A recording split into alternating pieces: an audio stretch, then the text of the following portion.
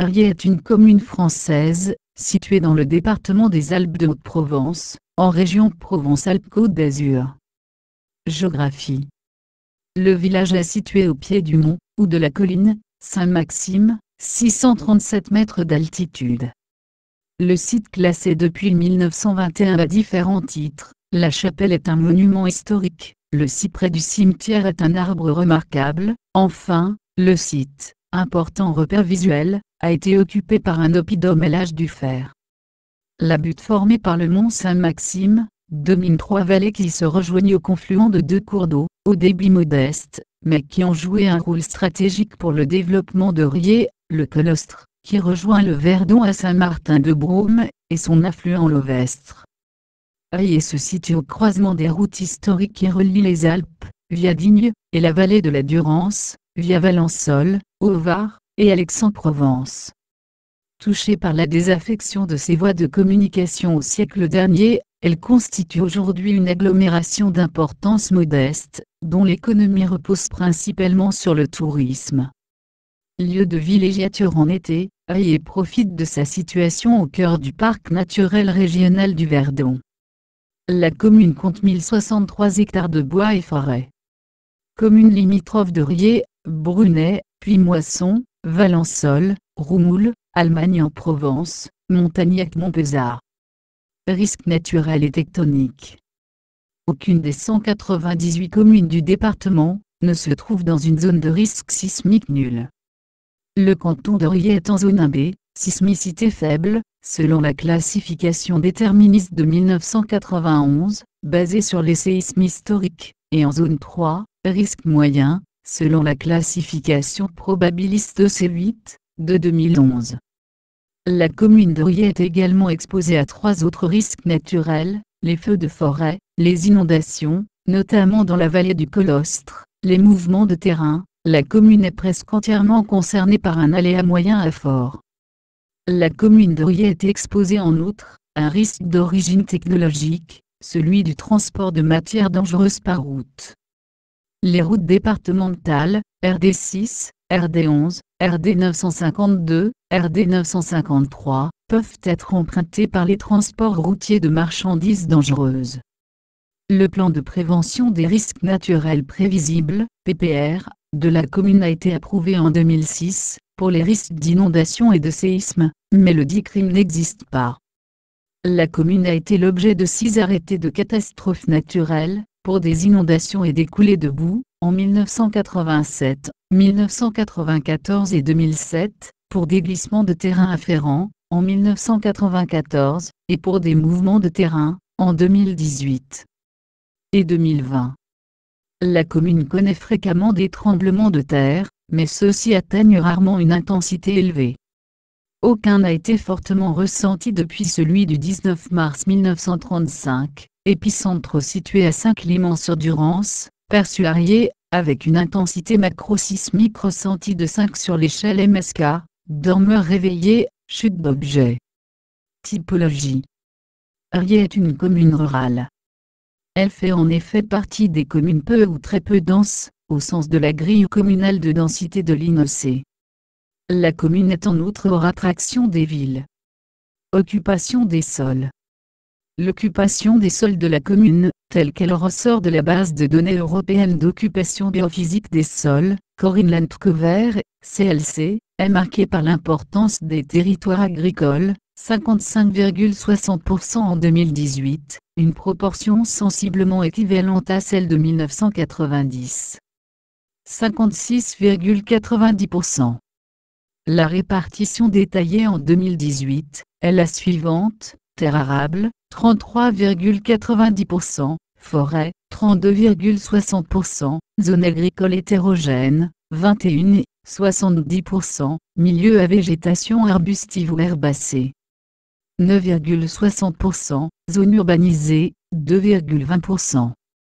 L'IGN met par ailleurs à disposition un outil en ligne permettant de comparer l'évolution dans le temps de l'occupation des sols de la commune, ou de territoires à des échelles différentes.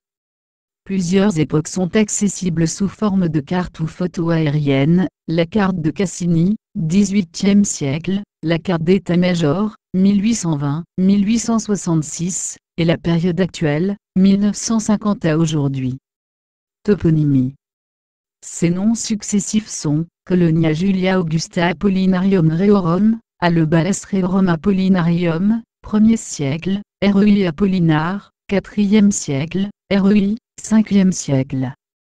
L'étymologie est donc transparente, le nom du village s'est formé sur celui de l'ethnie gauloise des Arui, donc Xavier Delamarre interprète le nom comme les libres, avec le suffixe latin anci, signifiant cité des Arui. Charles Rostin adhère à cette interprétation, mais signale également une hypothèse, tirant ce nom du ligurais, signifiant montagne. Le nom de la commune en provençal est également Ruyer. Histoire, Antiquité. Ruyer est considérée comme les anciennes capitales des Arui, peuple gaulois qui occupait la butte Saint-Maxime avant la conquête romaine. L'attribution de Ruyer aux Albis est abandonnée depuis les recherches de Guy Baruol, dans les années 1950. Selon la carte archéologique des Alpes de Haute-Provence, elle relevait soit des Salients, soit des Voconces. Les Romains fondent une colonie, la Colonia Julia Augusta Apollinarium Reorum, dans la plaine, qui devient ensuite l'une des 13 cités de droit latin de la Narbonnaise, ce qui lui permet de devenir un centre important. Gouvernée par des Catuorvires, elle bénéficie notamment de la construction, en l'an 3 après Jésus-Christ, d'une voie qui la relie à Aix, et traverse le Verdon à Garubi. Une voie figurée sur la table de Pottinger la reliait à Fréjus. Enfin, une troisième voie est identifiée en direction de Digne. L'implantation d'une agglomération est attribuée à la présence d'une plaine alluviale, 520 mètres d'altitude, et à la ligne de source surgissant au pied de la commune. Les fouilles de Benjamin Maillet en 1842, récemment reprises, en 2003, ont mis au jour un complexe thermal romain. 2 nécropoles ont été fouillées, 2 autres sont probables. Son siège épiscopal, dont le premier titulaire connu, est Maxime, précédemment abbé de Lérins, qui fut consacré vers 434, mourut probablement vers 460, et fut très tôt vénéré comme saint. Sa situation privilégiée, au carrefour entre 3 vallées sur une des routes majeures, reliant les Alpes à la Basse-Provence, permit ensuite à Riez de conserver son importance pendant tout le Moyen-Âge. L'engorgement du Colostre, provoquant des inondations, poussa le village à s'implanter sur la colline Saint-Maxime, où l'évêché fut transféré. La plaine est de nouveau habitée, seulement à partir du XIIe siècle. Moyen-Âge. La ville conserve donc un rôle de capitale régionale tout au long du Moyen-Âge. Elle accueille 2 conciles, l'un en novembre 439, au cours duquel Armentarius, évêque d'Embrun, fut déposé, et l'autre en 1285. Au début du Haut Moyen-Âge, 6e-7e siècle, l'agglomération de la plaine est abandonnée, au profit d'un site fortifié sur le sommet aplati de la colline Saint-Maxime, à 637 mètres d'altitude. Pendant toute la période médiévale, les seigneurs de la cité étaient les évêques, qui exerçaient sur celle-ci, une double autorité, temporelle et spirituelle. Le siège cathédral est transféré de l'église de la Plaine, Notre-Dame de la Cède, à l'église Saint-Maxime de la Colline, avant cette époque, mais le culte était célébré par les évêques, et le chapitre dans les 2 églises jusqu'au XVe siècle. Au Xe siècle, des cadets des vicomtes de Marseille s'emparent de Riez, et y bâtissent une motte castrale, au lieu d'Imourou, qui est mentionnée en 1190. La motte était protégée par un fossé large de 10 mètres. Au Moyen-Âge central, environ 1350, l'agglomération se divise entre Villetout-Château, et Villebasse-ou-Bourg ou encore Ville. Cette seconde partie de la cité, s'agrandit avec les bourgs Saint-Saul, Bourgneuf et le faubourg Sainte-Marc. Le commerce était facilité par la présence de 2 ponts, le pont Notre-Dame et le pont du Reclus. La ville est alors un marché de redistribution, qui confirme son rôle de capitale régionale. Parmi les autres signes indiquant ce rayonnement, il faut mentionner l'installation d'ordres mendiants, les couvents des Cordeliers, et des Capucins, sont construits hors les murs, celui des Ursulines à l'intérieur de la cité, et la présence, en 1305, d'une petite communauté juive comptant 8 feux. L'église de Riez Société, c'est-à-dire jumelée avec celle de Vernon, en Normandie, en 1232, les deux églises rendant un culte à saint Maxime de Riez. La fin du Moyen Âge est marquée par plusieurs épisodes meurtriers et destructeurs. En 1334, à la Toussaint, lors d'un tournoi tenu à Riez, Guillaume Morigny, clavère de Digne, 1317-1324, originaire de Riez, fit transporter son ami, le noble Annibal de Moustier, dans sa maison après sa blessure mortelle qu'il y avait reçue. Elzéar d'Oraison, seigneur d'Oraison et citoyen de Digne, fut actif dans la résistance aux troupes de l'archiprêtre puisque, en 1358, il apparaît comme commissaire aux fortifications de la ville de Riez. En décembre 1361, la troupe espagnole de Tristamine, qui ravageait la Provence, prend Riez d'assaut, avant de la mettre à sac. Ribaut de Châteauneuf, gouverneur du château épiscopal, résiste dans sa forteresse.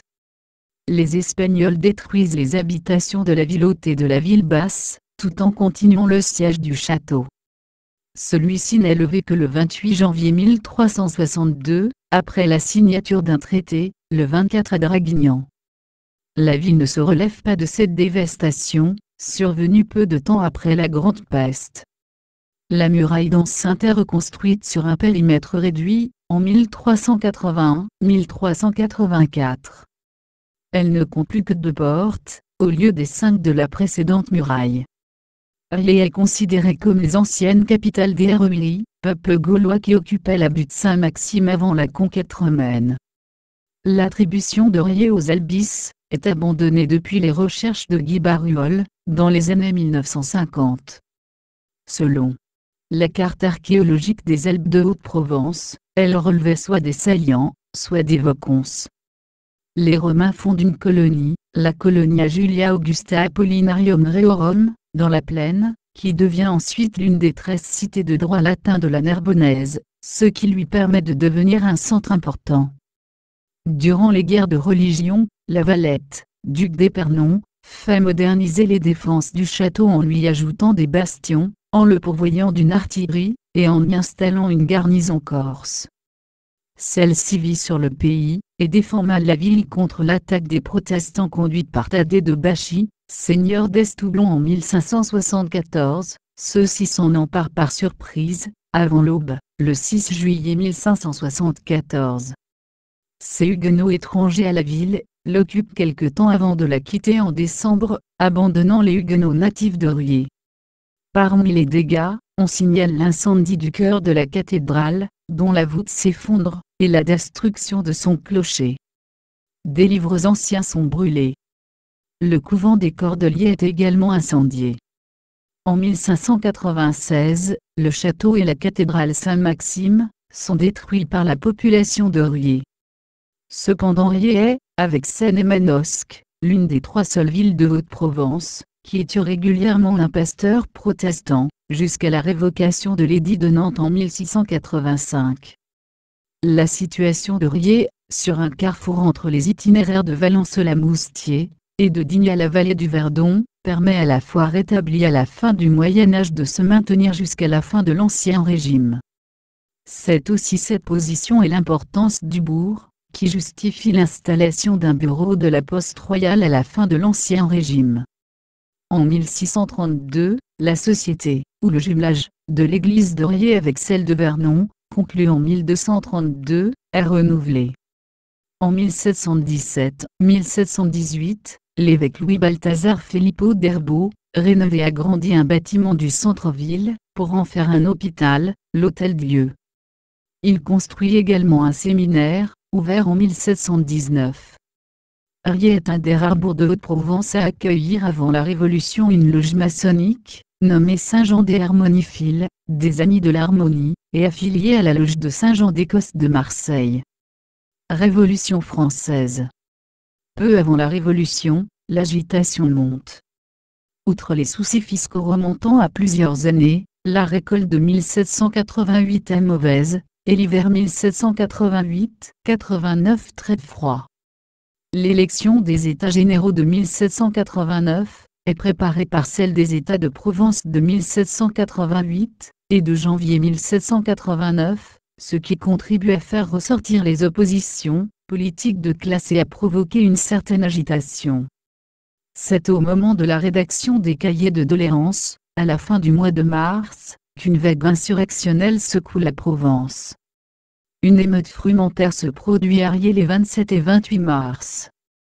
L'évêque de Riez, François de Cluny, est pris à partie, accusé de défendre les accapareurs qui spéculent sur le prix du grain. Les émeutiers sont surtout des paysans.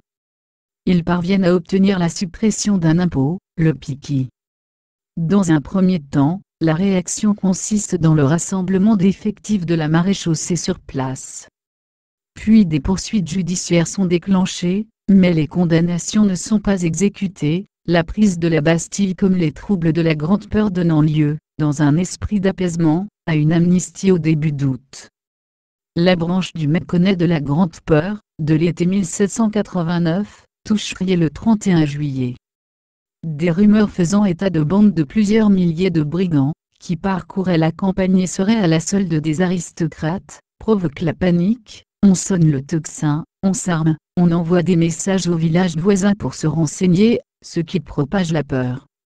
Les solidarités se créent ainsi, les milices formées à cette occasion, constituent la base des bataillons de la garde nationale. La Société patriotique est autorisée le 22 février 1791, elle disparaît rapidement, avant de se reformer le 14 mai 1792. Elle est affiliée au Club des Jacobins de Paris, le 23 mai 1793, à celui de Marseille dès juin 1792, et au Club Saint-Jean de Toulon, le 25 février 1793. Environ la moitié de la population masculine la fréquente.